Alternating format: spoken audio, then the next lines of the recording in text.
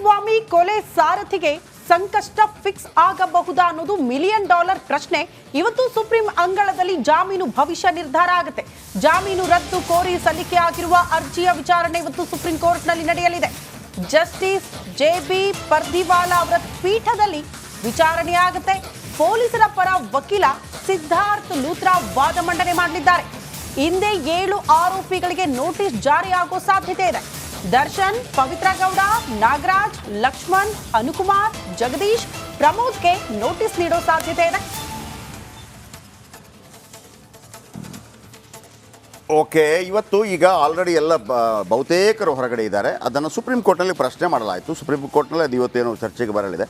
ಅದರ ಇದಕ್ಕಿಂತ ಹೊರಗೆ ನಾನು ಅದನ್ನು ಹೇಳಿಬಿಡ್ತೀನಿ, ಅದು ಹೆಂಗೆ ಅದರ ಪ್ರೊಸೀಜರ್ ಅಂತ. ಇದರ ಬಗ್ಗೆ ಒಂದು ರಿಪೋರ್ಟ್ ಇದೆ ನಿಮಗೆ. ಅದಾದ ನಂತರ ನಾಗರಾಜ್ ಮತ್ತು ಅದರ ಬಗ್ಗೆ ಮಾಹಿತಿ ಕೊಡ್ತಾರೆ. ಡೆಲ್ಲಿಯಲ್ಲಿ ಏನಾಗುತ್ತೆ ಅಂತೇಳಿ ನಟೇಶ್ ಕೊಡ್ತಾರೆ. ಅದಕ್ಕಿಂತ ಮೊದಲು ಇನ್ ಡೀಟೇಲ್ ಆಗಿ ಅದರ ಮಾಹಿತಿ ರಿಪೋರ್ಟ್ ನಿಮ್ಮ ಮುಂದೆ. ಆರೋಪಿ ದರ್ಶನ್ ಬೇಲ್ ಕ್ಯಾನ್ಸಲ್ ಆಗುತ್ತಾ? ಇಂದು ಸುಪ್ರೀಂನಲ್ಲಿ ಮೇಲ್ಮನವಿ ಅರ್ಜಿ ವಿಚಾರಣೆ. ರೇಣುಕಾಸ್ವಾಮಿ ಕೊಲೆ ಕೇಸ್ನಲ್ಲಿ ಬೇಲ್ ಪಡೆದು ಜಾಲಿಯಾಗಿದ್ದ ದರ್ಶನ್ಗೆ ಇದೀಗ ಪೊಲೀಸರು ಶಾಕ್ ನೀಡಿದ್ದಾರೆ. ದರ್ಶನ್ ಸೇರಿ 7 ಜನ ಆರೋಪಿಗಳಿಗೆ ನೀಡಿರುವ ಬೇಲ್ ರದ್ದು ಕೋರಿ ಸುಪ್ರೀಂ ಕೋರ್ಟ್ಗೆ ಅರ್ಜಿ ಸಲ್ಲಿಸಿತ್ತು. ಇಂದು ಈ ಮೇಲ್ಮನವಿ ಅರ್ಜಿ ವಿಚಾರಣೆ ನಡೆಯಲಿದೆ. ಯಾರ್ಯಾರಿಗೆ ಬೇಲ್ ಕಂಟಕ? A1 ಪವಿತ್ರ ಗೌಡ ರೇಣುಕಾಸ್ವಾಮಿ ಕೊಲೆಗೆ ಮೂಲ ಕಾರಣ. ಅಲ್ಲದೆ ರೇಣುಕಾಸ್ವಾಮಿಗೆ ಚಪ್ಪಲಿಯಿಂದ ಹೊಡೆದಿದ್ದ ಆರೋಪವಿದೆ.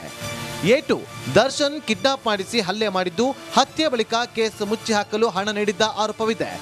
A6 ಜಗದೀಶ್ ರೇಣುಕಾಸ್ವಾಮಿಯನ್ನ ಕಿಡ್ನಾಪ್ ಆದಾಗ ಜೊತೆಗಿದ್ದ, ಅಲ್ಲದೆ ಕೊಲೆ ಮಾಡಿದ ಬಳಿಕ ಎಸ್ಕೇಪ್ ಆಗಿದ್ದ ಈ ಜಗ್ಗ. A7 ಅನುಕುಮಾರ್ ಕಿಡ್ನಾಪ್ ಮಾಡಿ ಚಿತ್ರದುರ್ಗದಿಂದ ಕರೆತಂದಿದ್ದ, ಕೊಲೆ ಮಾಡಿದ ಬಳಿಕ ಎಸ್ಕೇಪ್ ಆಗಿದ್ದ ಈ ಅನು. A11 ನಾಗರಾಜ್ ನಟ ದರ್ಶನ್ ಅನಧಿಕೃತ ಮ್ಯಾನೇಜರ್, ರೇಣುಕಾಸ್ವಾಮಿ ಮೇಲೆ ಹಲ್ಲೆ ಮಾಡಿದ್ದ. A12 ಲಕ್ಷ್ಮಣ್ ದರ್ಶನ್ ಕಾರು ಚಾಲಕನಾಗಿದ್ದ, ಮೃತದೇಹವನ್ನ ಎಸೆಯಲು ವ್ಯವಸ್ಥೆ ಮಾಡಿದ್ದ ಆರೋಪವಿದೆ. ಇನ್ನು A14 ಪ್ರದೋಷ್ ದರ್ಶನ್ ಜೊತೆಗೆ ಇದ್ದುಕೊಂಡು ಹಲ್ಲೆ ಮಾಡಿದ್ದ, ಮೃತದೇಹ ಸಾಗಿಸುವ ಖರ್ಚಿಗೆ 30 ಲಕ್ಷ ಹಣವನ್ನ ಪಡೆದು ತಂದಿದ್ದ. ದೀಪಕ್ ಮೂಲಕ ವ್ಯವಹಾರ ಮಾಡಿಸಿದ್ದ. ಆರೋಪಿಗಳನ್ನ ದರ್ಶನ್ಗೆ ಭೇಟಿ ಮಾಡಿದ ಮರುದಿನ ಸರೆಂಡರ್ ಮಾಡಿಸಿದ್ದ ಆರೋಪವಿದೆ. ಬೇಲ್ ಮೇಲೆ ಹೊರಗಿದ್ದ ದರ್ಶನ್ ಸೇರಿ 7 ಜನ ಆರೋಪಿಗಳಿಗೆ ಸುಪ್ರೀಂ ಸಂಕಷ್ಟ ಎದುರಾಗಿದೆ. ಪೊಲೀಸರು ಸುಪ್ರೀಂ ಕೋರ್ಟ್ಗೆ ಬರೋಬ್ಬರಿ 1492 ಪುಟಗಳ ಕಡತ ಸಲ್ಲಿಸಿದ್ದಾರೆ. ಸದ್ಯ ವಕೀಲ ಅನಿಲ್ ನಿಶಾನಿ ವಾದ ಮಾಡಲಿದ್ದಾರೆ. ಸುಪ್ರೀಂಗೆ ಸಲ್ಲಿಸಿದ ಮೇಲ್ಮನವಿಯಲ್ಲಿ ಏನಿದೆ ಅಂತ ನೋಡೋದಾದ್ರೆ, ಸುಪ್ರೀಂ ಕೋರ್ಟ್ಗೆ ಸಲ್ಲಿಸಿದ ಮೇಲ್ಮನವಿ ಪ್ರತಿಯಲ್ಲಿ ಹೈಕೋರ್ಟ್ ಜಾಮೀನು ಮಂಜೂರು ಮಾಡಿರುವ ಆದೇಶ ಪ್ರತಿ, ಕಾಮಾಕ್ಷಿಪಾಳ್ಯ ಠಾಣೆಯಲ್ಲಿ ದಾಖಲಾದ FIR, ದೂರಿನ ಪ್ರತಿ, ರೇಣುಕಾಸ್ವಾಮಿಯ ಮರಣೋತ್ತರ ಪರೀಕ್ಷೆಯ ವರದಿ, ಆರೋಪಿಗಳ ಗ್ರೌಂಡ್ಸ್ ಆಫ್ ಅರೆಸ್ಟ್ ಪ್ರತಿಯ ನಕಲು ಕಾಪಿ ಇದೆ.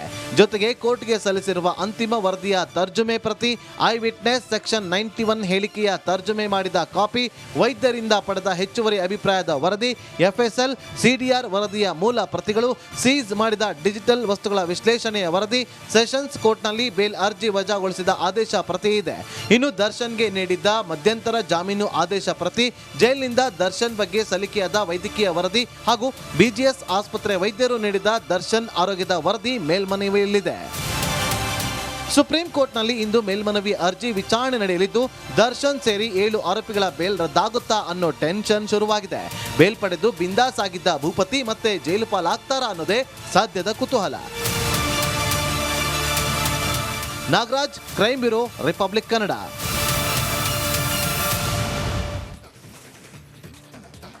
ಓಕೆ, ನಾಗರಾಜ್ ಇದ್ದಾರೆ. ವೀಕ್ಷಕರಿಗೆ ಒಂದು ಕುತೂಹಲ ಇರುತ್ತೆ, ಇದು ಏನಾಗುತ್ತೆ ಇವತ್ತು ಅಂತೇಳಿ. ನಾವು ನಾಗರಾಜ್ ಹತ್ರ ಸಾಧಾರಣ ಕೇಳಕ್ಕೆ ಡೈರೆಕ್ಟಿಗೆ ಕೇಳಕ್ಕೆ ಹೋಗೋದಿಲ್ಲ ನಾನು.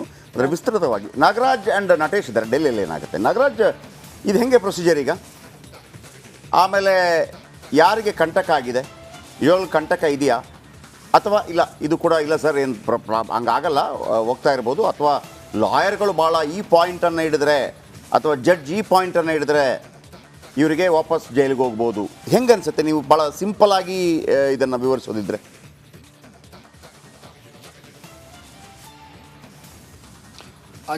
ಜಯಪ್ರಕಾಶ್, ಏನು ರೇಣುಕಾಸ್ವಾಮಿ ಕೊಲೆ ಕೇಸ್ನಲ್ಲಿ 7 ಆರೋಪಿಗಳ ಒಂದು ಜಾಮೀನನ್ನು ರದ್ದು ಕೋರಿ ರಾಜ್ಯ ಪ್ರಾಸಿಕ್ಯೂಷನ್ ಸುಪ್ರೀಂ ಕೋರ್ಟ್ಗೆ ಅರ್ಜಿ ಹಾಕಿದೆ.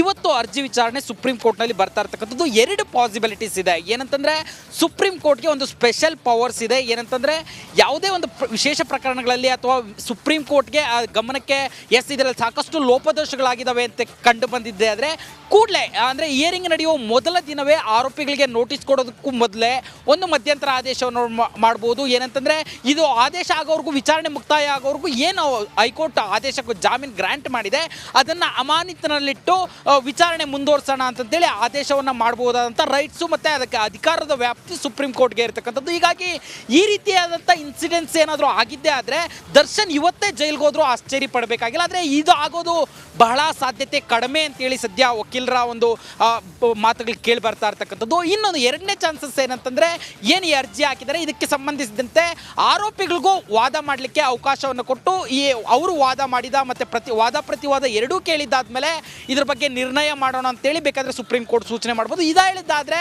ಏನು ಆರೋಪಿಗಳ ಪರ ಸಿ ವಿ ನಾಗೇಶ್ ಸೇರಿದಂತೆ ಟಾಮಿ ಸೆಬಾಸ್ಟಿಯನ್ ಇದ್ದಾರೆ, ವಕೀಲರು ಪವಿತ್ರ ಗೌಡ ಪರ, ಇವರೆಲ್ಲರೂ ವಾದ ಮಾಡಿದಾದ್ಮೇಲೆ ಪ್ರಾಸಿಕ್ಯೂಷನ್ ಏನು ವಾದ ಮಾಡುತ್ತೆ ಈ ಎಲ್ಲವನ್ನ ಪರಿಗಣಿಸಿ ಒಂದು ಆದೇಶವನ್ನು ಸುಪ್ರೀಂ ಕೋರ್ಟ್ ಕೊಡುವಂಥದ್ದು.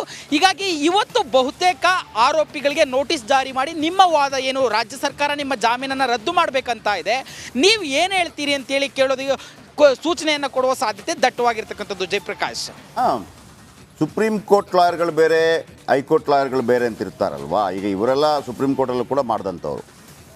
ಈಗ ಆರೋಪಿಗಳ ಪರ ವಾದ ಮಂಡಿಸೋರು ಯಾರು? ನಾನು ಕೇಳ್ತಿರೋದು, ಈಗ ಪೊಲೀಸ್ ಪರವಾಗಿ ಪ್ರಸನ್ನ ಕುಮಾರ್ ಯಾಕಿಲ್ಲ, ಅದು ಮತ್ತೊಬ್ಬರು ಯಾಕೆ ಬಂದಿದ್ದಾರೆ?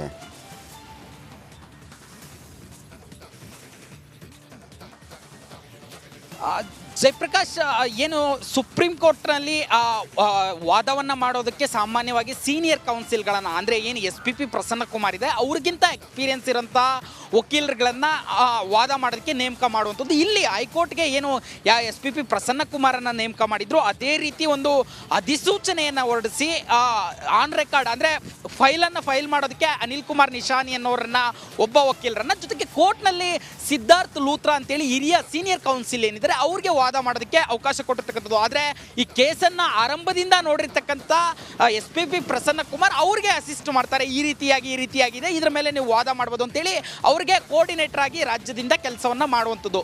ಇನ್ನು ಆರೋಪಿಗಳ ವಿಚಾರಕ್ಕೆ ಬರೋದಾದರೆ ಆರೋಪಿಗಳ ಸಾಮರ್ಥ್ಯ ಅದು. ಯಾಕಂತಂದರೆ ಸಿ ವಿ ನಾಗೇಶ್ಗೆ, ಟಾಮಿ ಸೆಬಾಸ್ಟಿಯನ್ಗೆ ಸುಪ್ರೀಂ ಕೋರ್ಟ್ನಲ್ಲಿ ವಕೀಲಿಕೆ ಮಾಡುವಂಥ ಮತ್ತು ಆ ಎಲ್ಲ ಸಾಮರ್ಥ್ಯಗಳು ಇರೋದ್ರಿಂದ ನಮಗೆ ಇರೋ ಮಾಹಿತಿ ಪ್ರಕಾರ ದರ್ಶನ್ ಪರವಾಗಿ ಅದು ಸುಪ್ರೀಂ ಕೋರ್ಟ್ಗೆ ಹೋದರೂ ಸಹ ಸಿ ವಿ ನಾಗೇಶೇ ಅಪಿಯರ್ ಆಗ್ತಾರೆ ಅನ್ನೋ ಒಂದು ಮಾಹಿತಿ ಇರ್ತಕ್ಕಂಥದ್ದು. ಹೀಗಾಗಿ ಪವಿತ್ರ ಗೌಡ ಮತ್ತು ದರ್ಶನ್ ವಿಚಾರದಲ್ಲಿ ಟಾಮಿ ಸೆಬಾಸ್ಟಿಯನ್ ಮತ್ತು ಸಿ ವಿ ನಾಗೇಶ್ ಹಾಜರಾಗೋದು ಸುಪ್ರೀಂ ಕೋರ್ಟ್ನಲ್ಲೂ ಬಹುತೇಕ ಖಚಿತ ಅಂತ ಹೇಳಲಾಗ್ತಾ ಇರ್ತಕ್ಕಂಥದ್ದು. ಉಳಿದಂಥ ಆರೋಪಿಗಳು ಅವರ ಒಂದು ಏನು ಆರ್ಥಿಕ ಸ್ಥಿತಿಗತಿಗಳನ್ನು ನೋಡಿಕೊಂಡು ಯಾವ ವಕೀಲರನ್ನು ನೇಮಿಸ್ಕೊಳ್ಬೇಕು ಅನ್ನೋದು ಡಿಸೈಡ್ ಆಗುವಂಥದ್ದು. ಜಯಪ್ರಕಾಶ್, ವಾಹ್, ಫ್ಯಾಂಟಾಸ್ಟಿಕ್.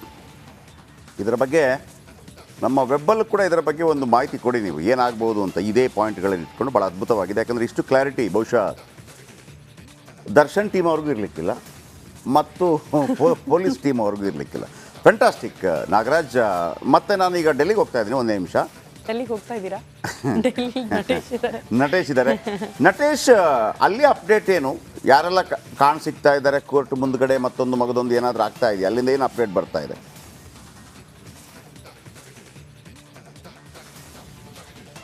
ಎಷ್ಟು ಗಂಟೆಗೆ ಇವತ್ತು ಎಕ್ಸೆಟ್ರಾ?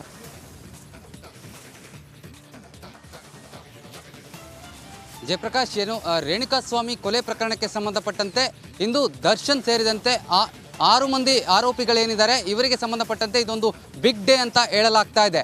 ಇಂದು ವಿಚಾರಣೆ ಕೂಡ ಸುಪ್ರೀಂ ಕೋರ್ಟ್ನಲ್ಲಿ ಇರ್ತಕ್ಕಂಥದ್ದು. ಪ್ರಮುಖವಾಗಿ ಈ ಒಂದು ಪ್ರಕರಣ ಏನು ಈಗಾಗಲೇ ಚಾರ್ಜ್ ಶೀಟ್ ಕೂಡ ಸಲ್ಲಿಕೆಯಾಗಿರ್ತಕ್ಕಂಥದ್ದು. ಈ ಒಂದು ಪ್ರಕರಣಕ್ಕೆ ಸಂಬಂಧಪಟ್ಟಂತೆ ಅಂದರೆ ಚಾರ್ಜ್ ಶೀಟ್ನಲ್ಲಿ 1492 ಪುಟಗಳ ಚಾರ್ಜ್ ಶೀಟ್ ಸಲ್ಲಿಕೆಯಾಗಿದೆ. ಇದು ಕರ್ನಾಟಕದ ಕ್ರೈಮ್ ಟೀಮಲ್ಲಿ one of the biggest case ಅನ್ನುವಂತಹ ನಿಟ್ಟಿನಲ್ಲಿ ಬಿಂಬಿತ ಆಗಿರ್ತಕ್ಕಂಥದ್ದು. ಬಹಳ ಪ್ರಮುಖವಾದಂತಹ ಕೇಸ್ ಕೂಡ ಇದಾಗಿತ್ತು. ಹಾಗಾಗಿ ಸರ್ಕಾರ ಕೂಡ ಈ ಒಂದು ಪ್ರಕರಣದ ಬಗ್ಗೆ ಬಹಳ ಗಂಭೀರವಾಗಿ ತೆಗೆದುಕೊಂಡಿತ್ತು. ಈಗ ಸುಪ್ರೀಂ ಕೋರ್ಟ್ಗೆ ಸಲ್ಲಿಸಿರ್ತಕ್ಕಂಥ ಅರ್ಜಿ ಏನಿದೆ, ಈ ಒಂದು ಅರ್ಜಿನಲ್ಲಿ ಅಂದರೆ ರಾಜ್ಯ ಸರ್ಕಾರದ ಪ್ರಾಸಿಕ್ಯೂಷನ್ ಏನಿದೆ ಅರ್ಜಿ ಸಲ್ಲಿಸಿರುವಂಥ ಅರ್ಜಿಯಲ್ಲಿ 15 ಪ್ರಮುಖ ಅಂಶಗಳನ್ನು ಈ ಒಂದು ಅರ್ಜಿಯಲ್ಲಿ ಸಲ್ಲಿಕೆ ಮಾಡಲಾಗಿದೆ ಎನ್ನುವಂತಹ ಮಾಹಿತಿ ಮಾಹಿತಿಗಳು ಕೂಡ ಸಿಗ್ತಾ ಇರ್ತಕ್ಕಂಥದ್ದು. ಅಂದರೆ ಸುಪ್ರೀಂ ಕೋರ್ಟ್ಗೆ ಸಲ್ಲಿಸಿರುವಂಥ ಅರ್ಜಿಯಲ್ಲಿ ಏನೇನಿದೆ ಎನ್ನುವಂತಹ ವಿಚಾರವೂ ಕೂಡ ಬಹಳ ಪ್ರಮುಖವಾಗುತ್ತೆ. ಯಾಕಂದರೆ ದರ್ಶನ್ ಹಾಗೂ ಪವಿತ್ರ ಗೌಡ ಸೇರಿದಂತೆ 7 ಮಂದಿ ಆರೋಪಿಗಳೇನಿದ್ದಾರೆ ಇವರ ವಿರುದ್ಧ ಯಾವೆಲ್ಲ ಸಾಕ್ಷಿಗಳನ್ನು ಒದಗಿಸಿದ್ದಾರೆ ಎನ್ನುವಂಥದ್ದು ಕೂಡ ಬಹಳ ಪ್ರಮುಖವಾಗುತ್ತೆ. ಮೊದಲಿಗೆ ಈ ಒಂದು ಆದೇಶ ಹೈಕೋರ್ಟ್ನಲ್ಲಿ ನೀಡಿರತಕ್ಕಂಥ ಆದೇಶದ ಪ್ರತಿ ಏನಿದೆ ಆ ಒಂದು ಆದೇಶದ ಪ್ರತಿಯನ್ನು ಕೂಡ ಸಲ್ಲಿಕೆ ಮಾಡಲಾಗಿದೆ. ಇದರ ಜೊತೆಗೆ ಪೋಸ್ಟ್ ಮಾರ್ಟಮ್ ರಿಪೋರ್ಟ್ ಅಂದರೆ ಓಕೆ